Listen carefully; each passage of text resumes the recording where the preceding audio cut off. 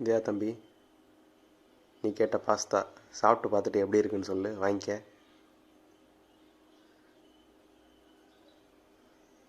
வெங்காயத்தை கட் பண்ணிக்கலாம், கேரட்டை கட் பண்ணிக்கலாம்,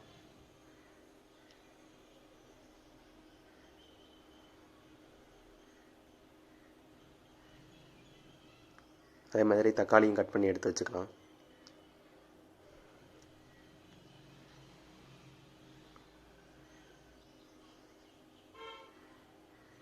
கட் பண்ண எல்லாத்தையும் ஒரு தட்டில் எடுத்து வச்சுட்டு அடுப்பை பற்ற வைக்கலாம். ஒரு வடைச்சட்டி எடுத்து அடுப்பில் வச்சுக்கலாம். நல்லா சட்டி காஞ்சோனையும் கொஞ்சம் உப்பு தண்ணியை ஊற்றிக்கலாம். இதில் உப்பு தண்ணி ஊற்றுறதுனால உப்பு போட தேவையில்லை.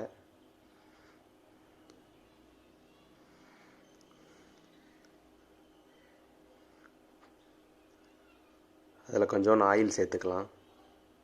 செக்கில் ஆட்டின சுத்தமான உருட்டு எண்ணெயை சேருங்க. அதில் 100 கிராம் சுருள் பாஸ்தா சேர்த்துக்கலாம். அதை வடித்து எடுத்து வச்சுக்கலாம். வெந்தோனையும் இன்னொரு சட்டியில் கொஞ்சோண்டு லைட்டாக எண்ணெயை ஊற்றி ஒரு முட்டையை உடைச்சி ஊற்றி பொரித்து எடுத்துக்கலாம்.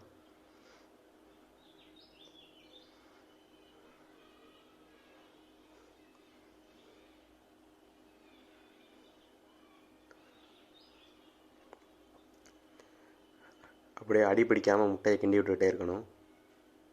பொரிச்சதை தனியாக ஒரு பாத்திரத்தில் எடுத்து வச்சுக்கலாம். அதே வடைச்சட்டியில் இன்னும் கொஞ்சம் எண்ணெயை ஊற்றிக்கலாம். அந்த எண்ணெயில் நம்ம கட் பண்ணி வச்ச வெங்காயம், கேரட்டு, தக்காளி எல்லாத்தையும் போட்டு வதக்கி வச்சுக்கலாம்.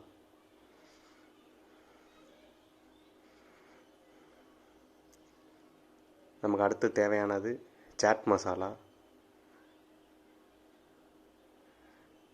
கடையில் வாங்கின கார்ப்பரேட் சாட் மசாலாவை இதில் போட்டுக்கலாம்.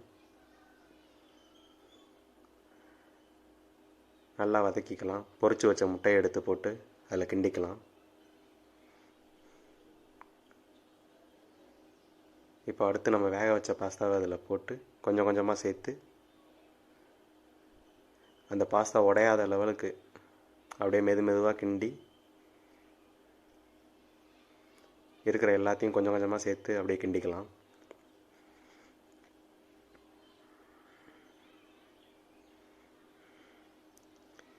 நல்லா ஒரு 5 நிமிஷம் கிண்டி எடுத்த பின்னாடி கொத்தமல்லியை தூவி ஜம்முன்னு இறக்கிடலாம்.